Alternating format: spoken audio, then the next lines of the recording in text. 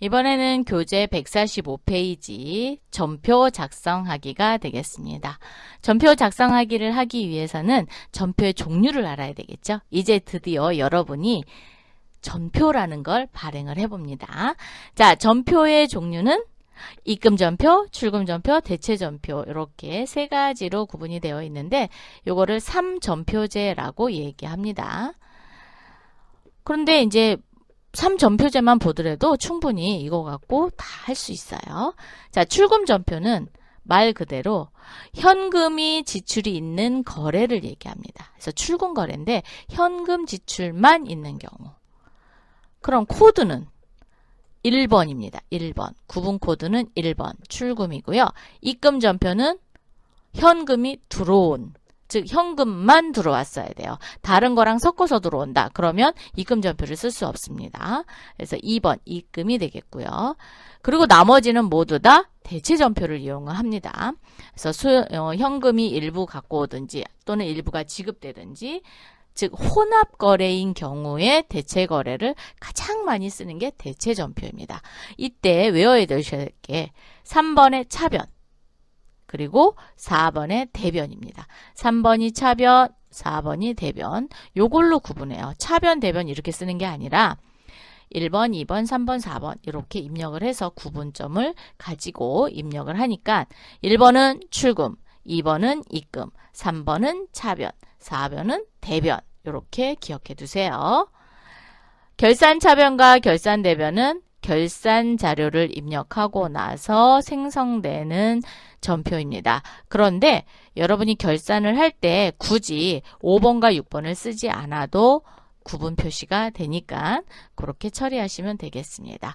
그럼 출금 거래부터 한번 해볼까요? 145페이지 출금 거래입니다. 다음 거래를 입력하시오. 1월 3일 날 사무실에서 사용할 커피 등 소모품을 귀인 슈퍼에서 현금으로 구입하고 간이 영수증을 수취하였다. 소모품비로 처리할 것.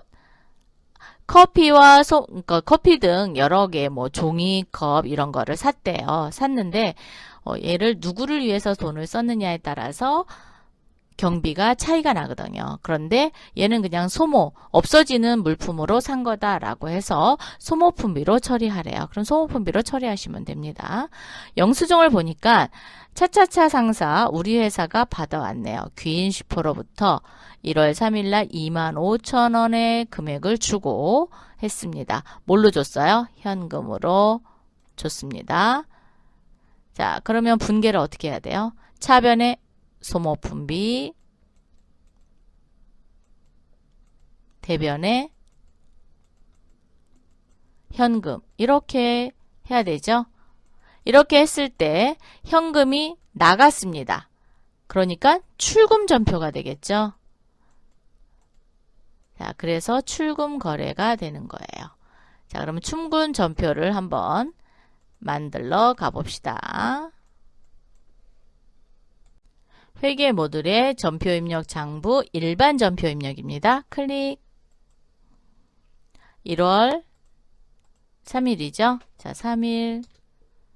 구분해서 이제 여러분이 전표를 구분해야 돼요. 1번이 출금, 2번이 입금, 3번이 차변, 4번이 대변. 그래서 3번과 4번은 대체 전표를 만들 때 사용하는 거고 출금 전표, 현금이 나갔으니까 이럴 때는 1번. 해서 출금 전표 사용하는 겁니다. 자, 그럼 1번 한번 해보세요. 1. 그랬더니 출금이라고 되어 있죠. 자, 코드는 소모품비. 자, 소모라고 두 글자를 치시고 엔터를 치시면 이렇게 소모랑 관련된 계정 과목이 모두 다 뜹니다. 이 중 사무실에서 사용할 커피래요. 자, 사무실에서 사용한다라는 건 800번대 경비거든요. 즉 500번대의 경비는 제품을 만드는 데서 사용하는 경비. 그래서 대부분 공장에서 사용하는 거고요. 600번대, 그 다음에 700번대는 건설업 쪽에서 사용하는 분양원가 또는 도급원가 이럴 때 사용합니다. 그래서 여러분이 사용하는 거는 800번대 소모품비가 되겠습니다. 그래서 800번대 판관비 선택할게요. 자, 소모품비 클릭. 거래처는 귀인 슈퍼죠. 자, 귀인 슈퍼. 뭐 거래처가 있으면 걸으셔도 되는데 굳이 경비에 대해서는 거래처를 코드를 걸지 않습니다. 자, 적요는 스프리트를 잠깐 올려서 보시면 기타 여기 차 음료대가 있네요. 뭐 커피 등 이랬으니까 2번 사용해도 되고요. 있는 적요를 사용하셔도 되고 아니면 간단하게 커피 등 구입 이렇게 하셔도 됩니다. 자, 25,000원이니까 25 하고 플러스 한번 누르면 이렇게 정리가 됐죠. 그래서 전표의 내용을 보면 차변의 소모품비 25,000원, 대변의 현금 25,000원 이렇게 됐습니다. 그럼 출근 전표는 어떻게 생겼냐고요? 자, 체크하시고 인쇄 버튼을 눌러보시면 열려라 참깨. 네, 이렇게 출금 전표 하면서 소모품 판관비, 즉 800번대 경비라고 보여주고 있고요. 적요가 이렇게 차 음료대 나왔고 거래처가 이렇게 나왔고 금액이 나왔습니다. 근데 여러분 이거 없죠? 이거 없는 거는 여기 결제란에서 아마 여러분은 이렇게 나올 거예요. 그래서 결제란을 등록하는 그런 창이 있습니다. 자, 그래서 전표 한번 봤고요. 네, 체크 예 하세요. 네. 두 번째, 1월 3일 자동차 보험을 안양화재보험 주식회사에 다음과 같이 가입하고 보험료는 현금으로 지급하였다. 즉 보험료를 현금으로 지급했으니까 차변의 보험료, 대변의 현금 이렇게 될 거예요. 제가 마우스로 지금 써가지고 글씨가 좀 그렇죠. 여러분 양해 부탁드려요. 그런데 얼마를 줬다는 거예요? 보겠습니다. 보험기간은 1월 4일부터 내년도 1월 3일까지 차차차 상사가 총 180만원을 가입을 해갖고 납입한 보험료가 180만원이에요. 그러면 현금으로 180만원을 지급했다라는 거죠. 그래서 얘는 출금 전표가 되겠습니다. 그래서 3일날 출금은 아까 몇 번? 1번 보험입니다. 자, 보험이라고 두 글자 치시고 항상 계정 과목은 두 글자로 찾아서 보시면 돼요. 자, 800번대 보험료 갑니다. 안양 화재 보험 가로 열고 주식회사 가로 닫고 엔터. 자, F2 한번 눌러볼까요? 적요 코드 밑에 지금 제가 보이지 않아요. 여러분은 밑에가 보일 거예요. 저는 F2를 눌러서 적요 코드 밑에 내장되어 있는 거 저기 보게 됩니다. 자, F2 눌러서 지금 자동차죠. 그래서 02번 쓰겠습니다. 자동차 보험료 납부. 그리고 확인 누르면 이렇게 코드가 걸리게 됩니다. 또는 얘를 어떻게 기간을 좀 나타내고 싶어요. 그러면 어떻게 하느냐? 자, 자동차 보험까지만 쓰고요. 가로 열고 기간을 넣겠습니다. 2021년 1월 4일부터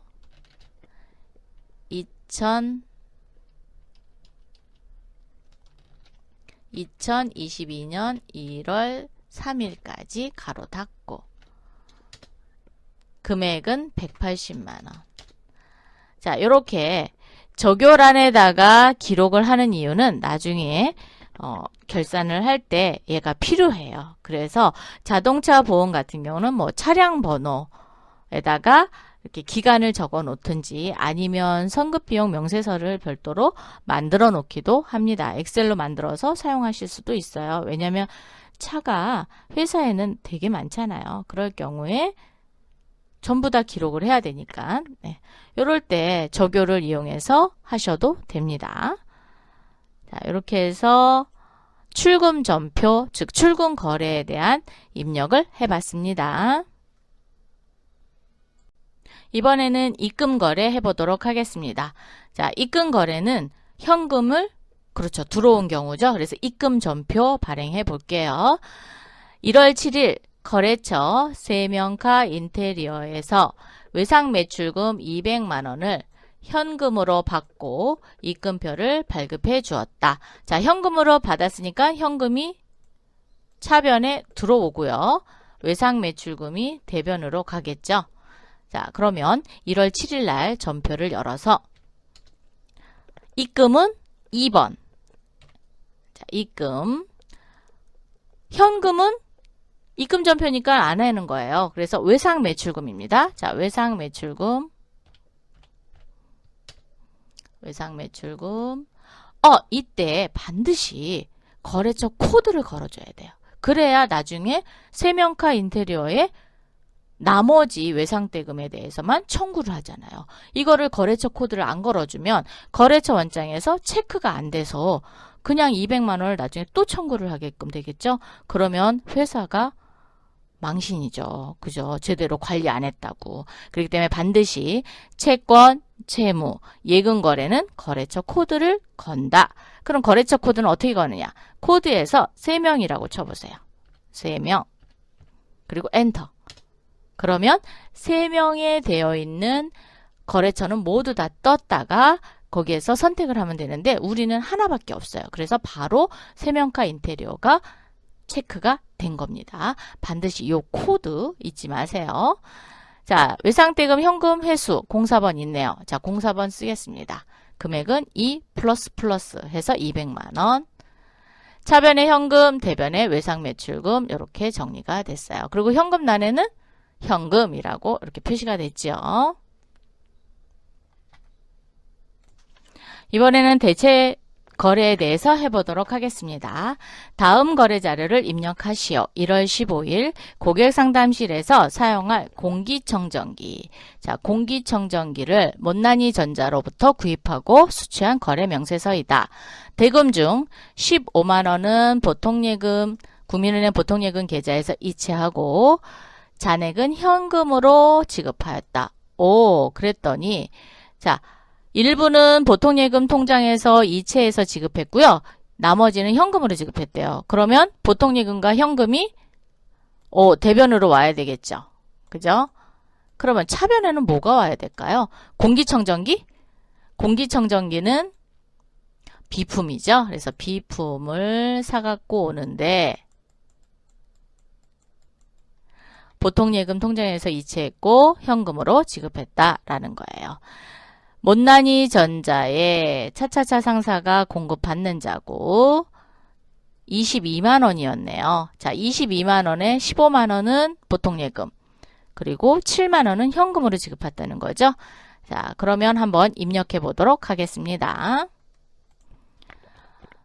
1월 15일이고요. 자, 15일 대체 거래는 차변과 대변으로 한다 그랬죠? 그래서 3번과 4번입니다. 자, 3번 눌러보니까 차변. 차변에는 비품이었어요. 자, 비품. 엔터. 못난이 전자.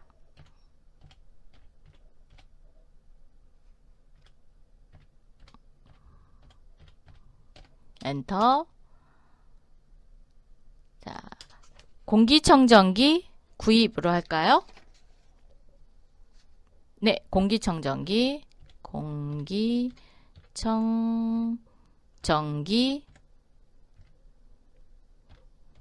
구입.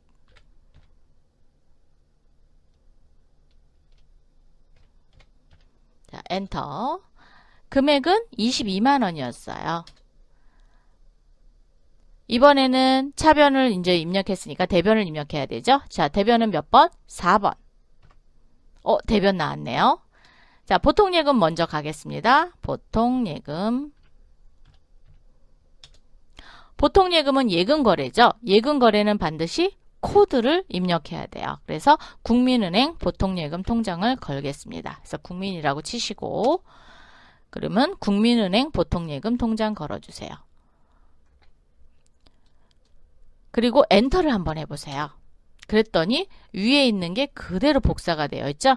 자, 전표에서는 상단 라인을 복사하는 기능이 있습니다. 그래서 엔터를 치면은 그대로 복사를 해요. 근데 금액은 복사가 안 됩니다. 자, 금액은 15만 원. 같은 변이니까 4번을 치셔도 되고요. 엔터를 치셔도 돼요. 와, 엔터 쳤더니 대변 그대로 복사됐죠? 이번에는 현금입니다. 자, 현금